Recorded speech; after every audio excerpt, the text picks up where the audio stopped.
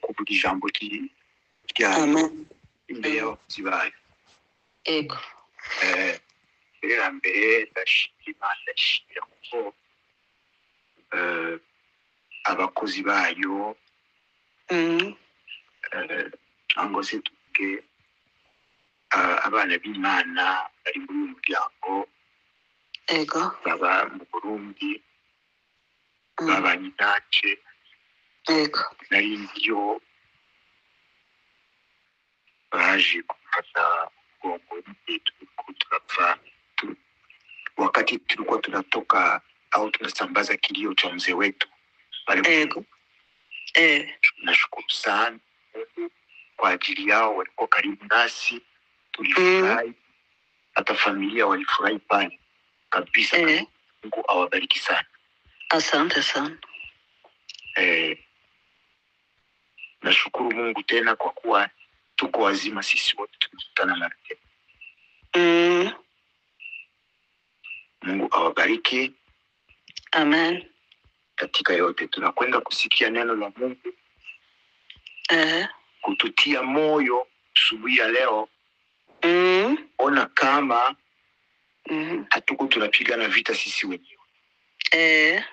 Mungu iko na nguvu tena ana uwezo wote. Imana irakomeye kandi idufitiye umugambi mwiza, kandi iri mu ruhande rwacu. Iri mu ruhande rwacu kugira ngo iturwanirire tubashe kunesha iby'iyi si, tuzabane nayo iteka ryose mu ijuru. Amen. Ijambo ngiye kuvuga si ubwa mbere mugiye kubyumva. Ego. Ijambo ry'Imana muryumva iminsi yose, ku munsi ku munsi. Ni ijambo rihumuriza Yesu wenyine yavuze. Ego. Mu gitabo cya Luka 18. Ego. Tangurira hariya kuri rimwe kugeza umurongo wa 7 cyangwa 8. Ego. Hagiye udufasha gusoma Luka 18 rimwe kugeza kuri 8. Ku gice cya mbere ku murongo wa mbere. Ego. Haravuga ngo abacira umugani wo kubigisha ko bakwiriye gusenga iteka ntibarambirwe. Arababwira ati, hariho umucamanza mu mudugudu umwe utubaha Imana ntiyite ku bantu. Muri uwo mudugudu harimo umupfakazi. Aramusanga aramubwira ati, ndengera ku mwanzi wanjye. Amara iminsi atemera, ariko aho ageze aribwira ati, nubwo ntubaha Imana kandi sinite ku bantu, ariko kuko uyu mupfakazi anduhije ndamurengera ngo adahora aza iminsi yose akandusha. Nuko umwami Yesu arababaza ati, timwumvise ibyo umucamanza ukiranirwa yavuze? Ubwo bibaye bityo, Imana se yo ntizarengera intore zayo ziyitakira ku manywa na nijoro? Mbese yazirangarana? Ndababwira yuko izazirengera vuba. Ariko umwana w'umuntu naza, mbese azasanga kwizera kukiri mu isi? Amen. Amen. Amen. Urakoze cyane, Imana iguhe umugisha. Amen. Umugani Yesu yaciriye abantu bari kumwe, cyangwa se tuvuga abigishwa bari kumwe, abatera intege kugira ngo basenge buri munsi. Ego. Kandi gusenga ni Yesu yabitanguje. Yesu yabitanguje. Ego. Adutera uyu munsi intege kugira ngo tubashe gusenga iminsi yose. Acira umugani abigishwa. Yego. Uwo mugani yaciye abigishwa uyu munsi uri kuri twebwe. Ababwira ngo ntimwumvise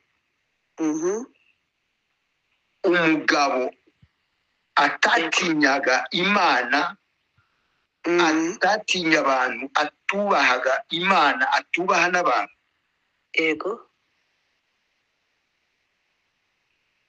Muri ico gisagara harimo umupfakazi. Uwo mupfakazi yari yifitiye ibibazo by'isambuye. Yego. Iminsi yose agenda kuri uwo mugabo, umucamanza, umutware cyangwa se shefu. Iminsi yose mu gitondo, saa sita, ku mugoroba, iminsi yose kugira ngo amucire urubanza rwiza mbere. Yego. Kila siku usubuhi saa sita alikuwa anamsumbua sana, anamwendea huyo tuseme shefu kwa kusema amujije vizuri, amupatie haki yake. Lakini huyo shefu hakupenda kumsikiliza, alimdharau. Lakini naye ule mama mjane hakuchoka. Amen. Hakuchoka, hakufadhaika. Siku zote aliamkia pale kwa mlango wake ili aweze kumsaidia kumucira urubanza rwiza, aronke isambu. Yego. Huyo mjije hakukubali, alikataa. Mama naye akasisitiza kusema amupatie haki yake. Hapa ku murongo wa 5 uvuga ngo ariko kuko uwo mupfakazi angoye, uyo shefu sasa akasema huyu mama ananisumbua sana, kwa kusema anipatie amani kugira ngo ampe amahoro, reka mucire urubanza rwiza rumubereye.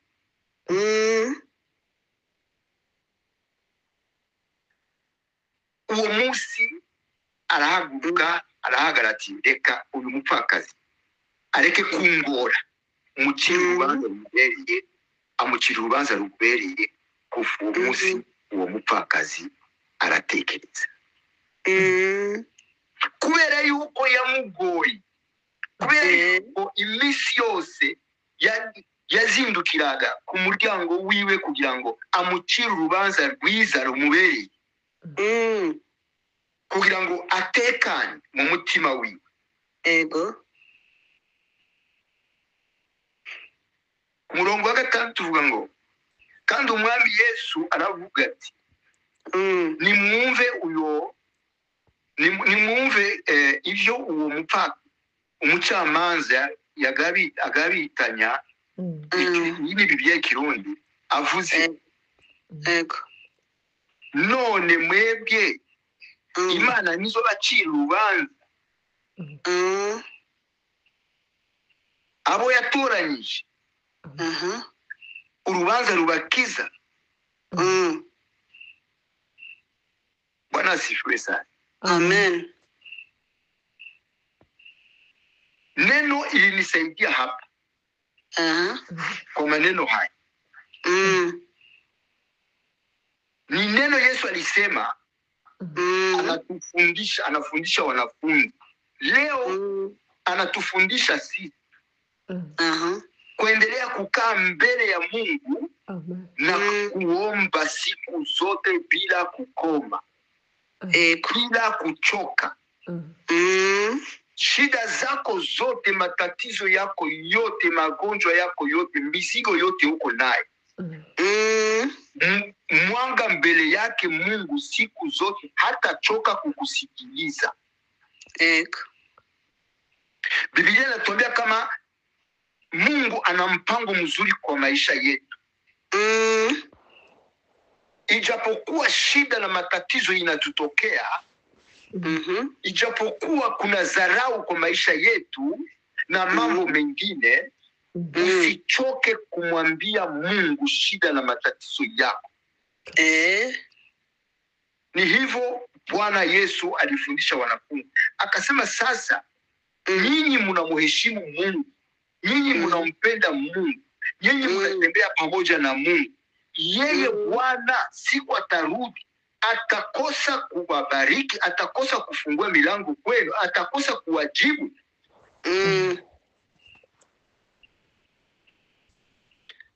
Nani nasema ndababwira yuko izazirengera vuba. Ndababwira yuko izazirengera vuba, izarengera abandi vuba. Babandi bagendana nayo, bicisha bugufi, bamusenga, bashaka ubwiza bwiwe. Yego. Babandi batunganye imbere y'Imana. Iri jambo rye ryafashije umutima wanje cyane. Ndavuga nti nanje ndaza kurivuga, kuribwira bene data tuzaba turi kumwe kuri uyu musozi. Yego. Nimba Yesu yavuze iri jambo, nuko yashakaga ko twiga kuri iri jambo, tuguma mu murongo wiwe w'Imana. Usimwache Mungu, usiende mbali na Mungu. Ijapokuwa unaona kama leo haiwezekani, haiendeki mzuri, endelea kusisitiza na kumwambia Bwana shida zako. Iko siku moja utaona milango yako. Amen. Iko siku moja utaona vita vinasimama. Iko siku moja utaona adui zako wanakugeukia, wanakuwa marafiki. Wewe usichoke kumwambia Bwana. Tena usimrudishie kibaya huyo adui yako. Wewe endelea kumwambia Mungu, na Mungu siku moja atatenda makuu, utashangaa. Amen. Na huyo mtu atashangaa kuona wewe haumsemeshi, haufanye chochote kwake, unaendelea kuomba. Iko kama vile anakuona kama wewe ni pumbafu mbele zake na nini. Lakini meendelea kumwambia Mungu, iko siku moja atakuwa jibu kwako na utashangaa. Bwana tusaidie sana. Amen. Kumbi maneno haya yanatufundisha kufanya nini? Kuendelea kumuonesha Bwana, kumuonesha Mungu shida zetu na matatizo yetu. Tuendelee kukaa, tuendelee kumuonesha, kumwambia shida zako ni nini, na yeye iko siku moja atakuwa jibu kwako. Imana irakomeye cyane. Biboneka nkuko naho usenga bitumvikana, ariko muri uko guceceka kw'Imana, nyuma y'ayo masengesho hari ubushobozi. Nyuma y'ayo masengesho kuna majibu mazuri, kuna uwezo sana. Wewe endelea kumwambia Bwana shida na matatizo yako. Biblia hapo inasema sasa nyinyi wenyewe mnamuomba Mungu, mnatembea pamoja na yeye, siku atarudi hataweza kuwajibu kabisa. Hataweza kuwabariki, hataweza kuwafungulia milango. Nyinyi mnamuomba usiku na mchana, endelea kumuomba. Itaonekana kwa macho ya watu kama unafanya kazi bure, lakini maombi ni funguo. Maombi ni silaha itaonekana kwa macho ya watu kama haufanyi kitu, lakini Mungu kiroho kuna mambo yuko nafanya. Amen. Kuna kitu kinafanyika. Bwana anatuomba tu tufanye nini? Tumwambie kila siku, tumkumbushe. Tumkumbushe. Mwambie Bwana, hiki kitu kinashindikana. Huyu mgonjwa anakwenda kufa. Hii shida iko. Hawa watu wanafungwa. Hii vita mwambie Mungu siku zote. Utaona siku moja usioizania, usioijua, anafungua mlango. Amen. Tumekwisha kuona mkono wa Mungu mara nyingi anatenda kazi kubwa. Unafikiri ni mzao, unafikiri, lakini Mungu kiroho kisirisiri anafanya kazi. Na nicho gituma dusengera abantu bagaki. Nicho gituma dusengera abantu imiryango igafunguka. Endelea kuomba Mungu, kutembea pamoja na yeye. Iko siku moja utauona mkono wa Mungu na utashanga. Utaleta sifa kwake. Tumekwisha kuyaona. Bwana atusaidie sana. Amen. Zaburi 50 na mstari mmoja tu wa 15. Tunaweza kusoma pale. Inasema kwa Kiswahili, inasema niite siku ya mateso yako nami nitakusaidia. Kama kuko mwenyewe aliweza kupaona Biblia nyingine pale ya Kinyarwanda. Siku ya uniite, mamagara murongo wa kangahe? 15. Okay. Haravuga ngo kandi unyambaze ku munsi w'amakuba no ku w'ibyago, nzagukiza nawe uzashimisha.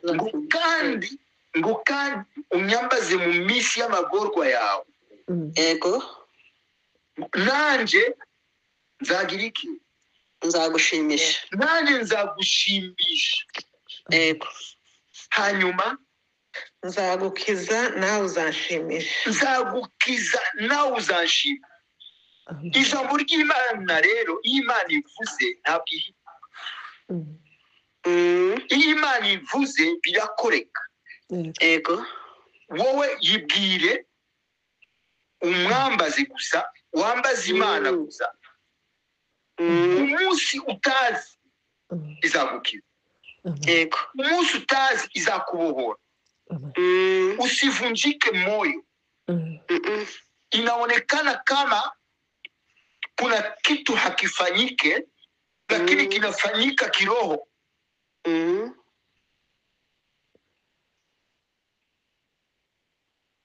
Tukora ibintu byinshi imbere y'Imana. Ego. Tukagira ngo Imana ntibibona. Tukagira ngo Imana isubize. Ariko kiroho Imana irakora. Ego.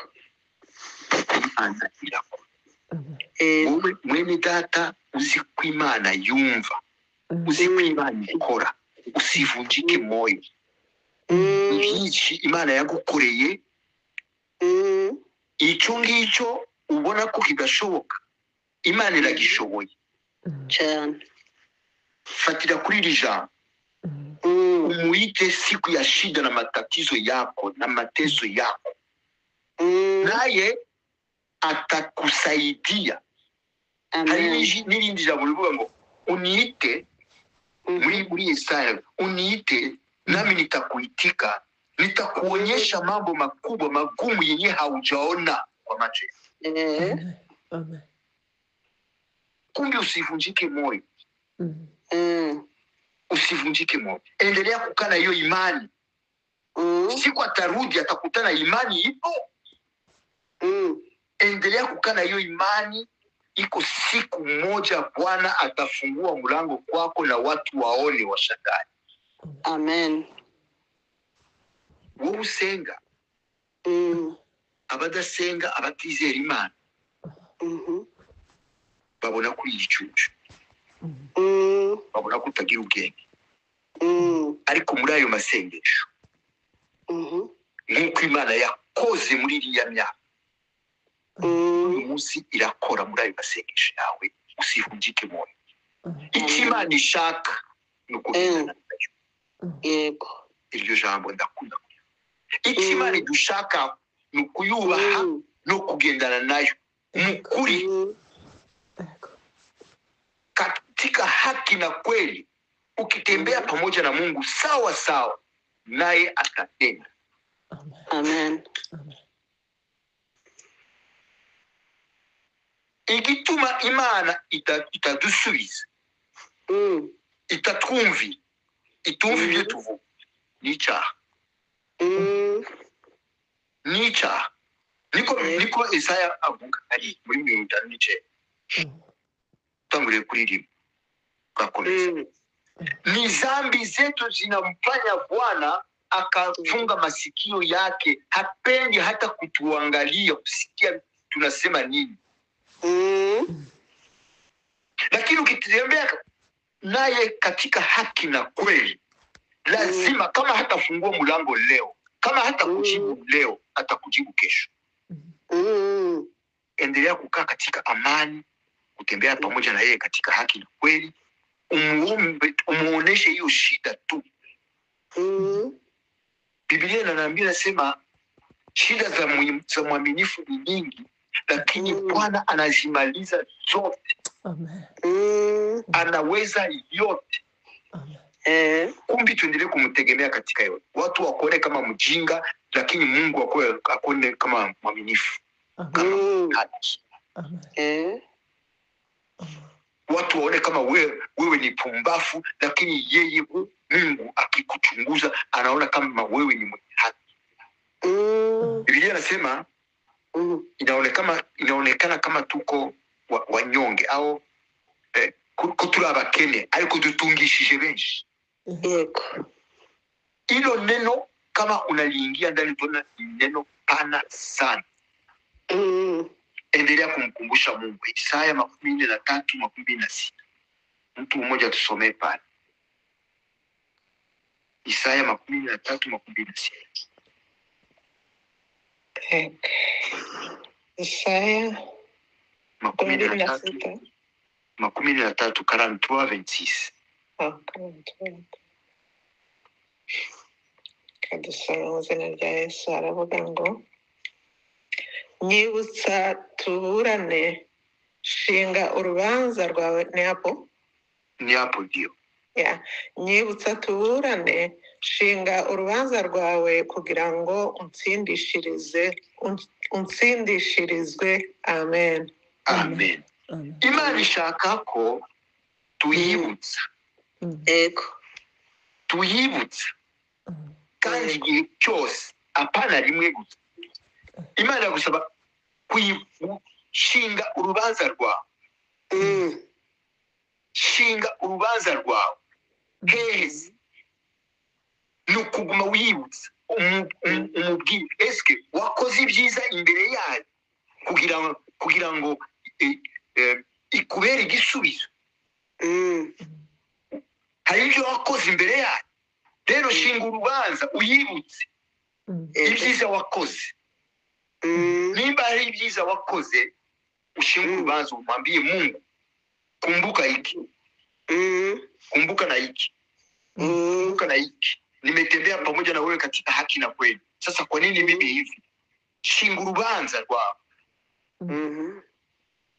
Bwana tusaidie sana. Amen. Bwana anapenda tumukumbushi. Naona hapa tena Isaya 62 mstari wa 6 na 7. Wengine naweza kusoma pale. Hapa 43 nasema shinga urubanza rwawe. Unyibutse burana nanje. Ikiwa Bwana alisahau, mkumbushe. Bwana ili tatizo limalize, na hilo limalize, na hilo limalize. Bwana anasikia. Uri mukuri itakubera igisubizo uyu munsi, ejo zakubera igisubizo. Yego. Bwana si 62 Sare. 62. Isaya Yego. Umurongo wa mbere. umurongo wa 6 n'uwa 7. Yego. Haravuga ngo yewe Yerusalemu shize abarinzi ku nkike zawe ntibazaceceka ku manywa na nijoro. Yewe abibutsa Uwiteka ntimugatuze kandi ntimukamuhwemere kugeza ubwo azakomeza i Yerusalemu akahindura ishimwe mu isi. Amen. Amen. Ijambo nashaka aho ngaho. Yemwe abibutsa Uwiteka. Uwiteka nimugaceceke Yego. nimugatuze. Bwana asifiwe sana. Amen. Enyi wamkumbusha Bwana msinyamaze na msimwache yeye Bwana akanyamaza. Bado haujajibiwa. Kumbe natubidi kufanya nini? Gusenga buri munsi. Yego. Kwiyibutsa buri munsi. Yego. Usenze uyu munsi ukabona Imana ntabwira nukuvuga ngo ntabwo harake. Ariko ntutuze. Kandi ntureke Imana ngo ituze. Utarasubiye. Yego. Nukuvuga ngo tugendere mu kuri iminsi yose. Tuyibwize kuri iminsi yose. Kandi muri circonstance zose. Mwambie Bwana usimwache akakaa kimya. Usimwache akatulia. Bado haujajibiwa. Ombe leo, omba kesho, omba usubuhi, omba jioni, omba senga burigi. Kugezaho uzabone ukuboko kw'Imana kwirikana. Yego. Bwana sifiwe sana. Amen. Mu gusenga rero ubona ko Imana itumva. Ariko buri Imana irumva. Yego. Twabonye igihe kirekire, igihe cyinshi cyane dusenga Imana ukabona nk'uko itari kumva. Ariko Imana irumva kandi irashoboye, ntacyo idashoboye. Bwana sifiwe sana. Amen. Ngo yemwe abibutsa Uhoraho Yego. nimugatuze. Nayo nimureke ngo isinzire, ituze, cece. Ibwire. Mungu iko pale ili tumuderange, tumwambie chenye hakijafanyika kifanyike. Mwambie siku zote. Yego. Tembea pamoja na yeye katika haki na kweli. Usiache kutembea katika haki ya Mungu na kweli ya Mungu. Ni hapo kuko uwezo, ni hapo kuko siri. Siri ya maombi si ya kujibiwa, ni kutembea pamoja. Ni kuwa rafiki ya Mungu. Yego. Ndio siri, niryo banga. Kuwa na Imana. Kumfanya Mungu kuwa rafiki yetu. Wowe uri inshuti n'undi muntu ukamugendera ukamusaba ikintu agifite arakikuha kandi bitagoranye. Natwe rero ku Mana nuko ugendanye n'Imana nk'uko ishaka n'ukuri, lazima utamuomba atakupatia. Kama hatakupatia leo atakupatia kesho. Ariko kume muri uko kuri kw'Imana ugendane nayo mukuri, witandukanye n'icyaha. Umwanzi wawe usenge. Yego. Umugaburire. Iyo ni Imana ishaka. Bwana asifiwe. Amen. Usimwache Mungu akakaa kimya kabla haujajibiwa.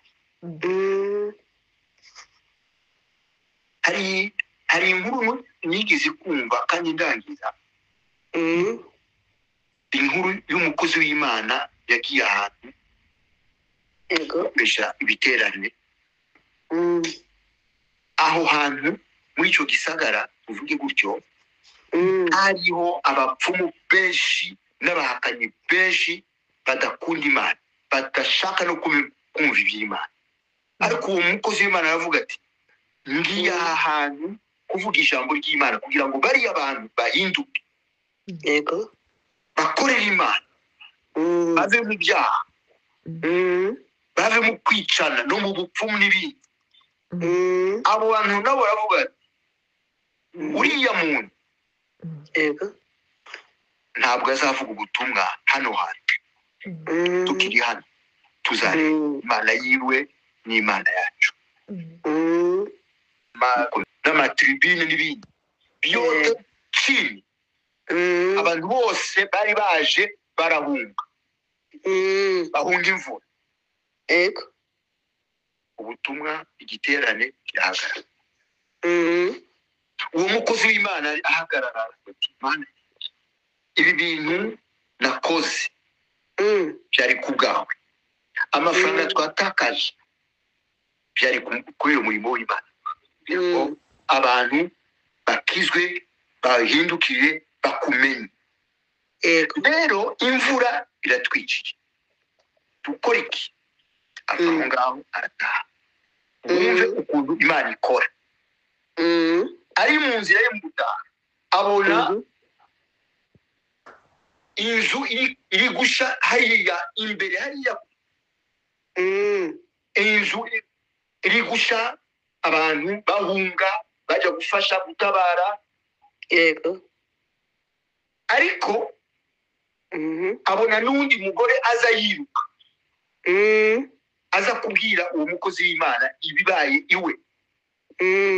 Ibintu byose mu nzu byarahiye. Ariko abana biwe, umuryango wiwe n'umugore n'abari mu nzu bose barakira. Azara abwira umukozi w'Imana, umugore aza kubwira uwo mukozi w'Imana, Ego. Imana usenga irakomeye. Abi wawe bose bakize. Nta n'umwe yapfuye kubera umuriro se kurusiriko yabaye mu mubiri wawe. Ego.